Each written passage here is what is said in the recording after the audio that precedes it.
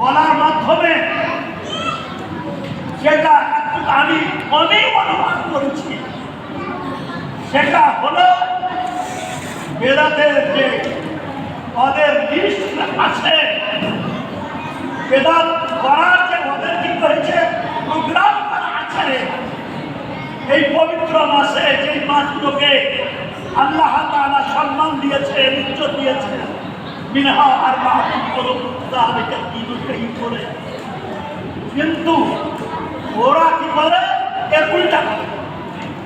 আল্লাহ দিয়েছেন সম্মান যে খাস করে অন্যদের তোমরা এক অপরের প্রতি জুলুম করিও না, এক অপরের প্রতি কোনো অত্যাচার করিও না, এক অপর নিজের নকশান করিও না, ওরা তুমি বেআইনি মুখেরা তাহারা আল্লাহ তাআলা বলে রেখেছেন। কিন্তু আমরা কি করি, এই যে আমাদের প্রতিবেশী গ্রামগুলো এরা এই মাসে খাস করে ওরা লাঠি লাদনা নিয়ে, তলোয়ার নিয়ে, ঢোল ঢাক নিয়ে আমাদের গ্রামের ভিতর দিয়ে অতিক্রম করে। আর এখানে আমাদের খানপুরের যতগুলো মহিলা রয়েছে, যেগুলো বাড়িতে সেই রকম কোনো পর্দার ব্যবস্থা নেই, অর্থাৎ ওদেরকে গার্জেনের পক্ষ থেকে মানা করা করি কিছু নাই যে কেন তোমরা বেরোবেন না দেখছি, কিন্তু চলে যায় মহিলা পর্যন্ত, দুসরা পর্যায়ে মহিলাগুলো সেখানে যায়। আমি মনে করি যারা বেদাত করে তারা তো গুনাহগার, যারা বেদাতকে আশ্রয় দেয়। আগে কি হতো, প্রত্যেক বাড়ি বাড়ি ঝান্ডি গাইত গরিব লোকে, তাদের কাছে টাকা দেওয়া হতো। এখন খুবই কম হয়ে গেছে এটা, সেইগুলো হচ্ছে এখানে এই যে দরগা আছে, যেখানে কুকুরে পেশাব করে, যেখানে কি করেছে মানে ওখানে তো শোয়ার পোষা লোক নেই, কিন্তু ওখানে যদি শোয়ার পোষা লোক এসে থাকে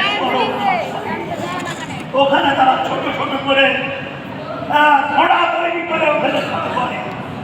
এই বেদাতগুলো বড় দুঃখ লাগে। এই দক্ষিণে উত্তরে আমাদের এখানকার আরেক ছেলে এখানে আহলে হাদিস হয়ে গেছে, যাওয়ার পরে ওখানে বলেছে আবার হানফি ভুলে গেছে, শুনেছি মানে হানফি হয়ে গেছে। আর বলছে কি যে কই খানপুরে তো মাদ্রাসা আছে, ওখানে বাংলা পড়া আছে, বাংলা পড়ার বেড়া দূর করতে পারেনি বা বাংলা পড়াকে হেদায়ত করতে পারেনি। আমি শুনে বাবা যে তোকে এখানে প্রায় 8-10 বছর ধরে লেখাপড়া করলাম, তুই বুঝতে পারবি না এখানকার মাঝহাবকে আর এখানকার কর্মসূচিকে, এখানকার তালিমকে অনুভব করতে পারবি না।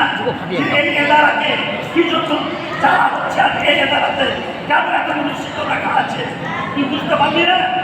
ওখানে যে আবার যেখানকার সেখানে কি হয়েছে বাস এখন এই কথা আরো অবজেক্টিভ হিসাবে বলা হয়েছে। এখানকার মাদ্রাসা তুলে দেবে, এখানকার বেদাতকে, এখানকার শিরককে, এখানকার যেগুলো দুর্নীতি আছে, শরীয়ত বিরোধী যেগুলো কাজ করেছে সেই কাজকে দূর করতে পারবে। আমি আশা করি সমস্ত ছাত্রের কাছে যে তোমরা এইরকম কথা মুখে আনবে না। হেদায়েতের মালিক হলো আল্লাহ তাআলা।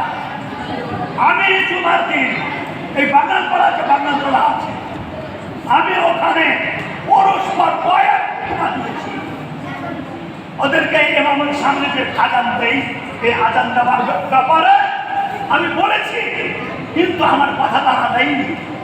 আল্লাহ তাআলা ওদেরকে হেদায়েত দেয়, যার কারণে ওরা হেদায়েত কবুল করে। এই জন্য আমরা দায়ী। আমাদের কাজ হলো পৌঁছে দেওয়া। ওমা আলাইনা ইল্লাল বালাগ বলি না আমরা, ওমা আলাইনা ইল্লাল বালাগের মধ্যে থেকে যে আমার তোমার দায়িত্ব হলো পৌঁছে দেওয়া। আমার জবরদস্তি কাউকে আমি মুসলমান করবো, জবরদস্তি কাউকে আমি এটা নয়।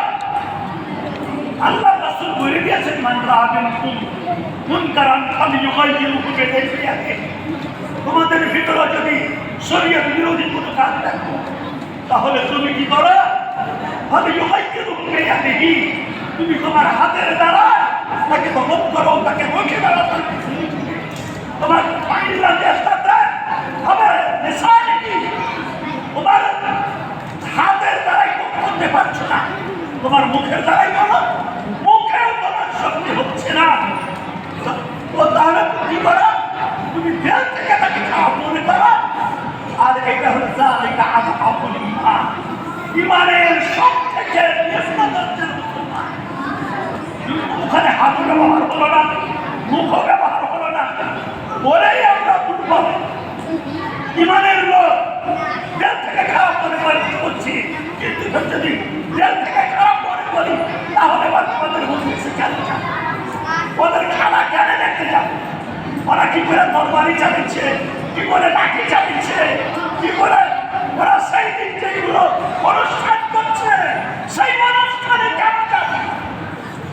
আমাদেরকে নিজকে কন্ট্রোল করে রাখতে হবে, বাড়ির ছেলে মেয়েকে কন্ট্রোল করে রাখতে হবে। তুমি যখন বাড়িতে ছুটিতে যাবা, তোমার বাড়ির যত তোমার পরিবারের লোক আছে বলবে ঘরকে এই বাংলাদেশ যারা এই দুর্নীতিতে ফেসে আছে, বেদাতে ডুবে আছে, তারা তাদের বেদাত দেখতে, তাদের এই দুর্নীতি দেখতে যাওয়ার প্রয়োজন নাই। যদি যাও তাহলে নিজে বেদাত হয়ে যাবা। যারা বেদাতকে সমর্থন, মুখে সমর্থন করে না কিন্তু তার কাজে সমর্থন করছে, তবে টাকাও দিচ্ছে, আমাকে যাচ্ছে, তাহলে গুনাহগার। তার গুনাহকে পড়তে কোনো রকমের সত্যি বলে আমি মনে করি।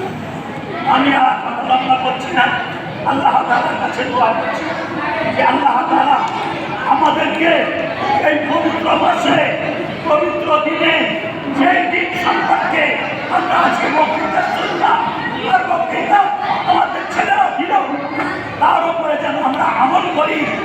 আর নিজের বাড়িতে, নিজের পরিবারের লোককে, নিজের বাপ মাকে, নিজের টাকা পরিবারকে সবকে যেন আমরা বলি যে মুহররমের 9 তারিখ হচ্ছে বৃহস্পতিবার, মুহররমের 10 তারিখ হলো শুক্রবার, এই 2 দিন যেন রোজা হয়।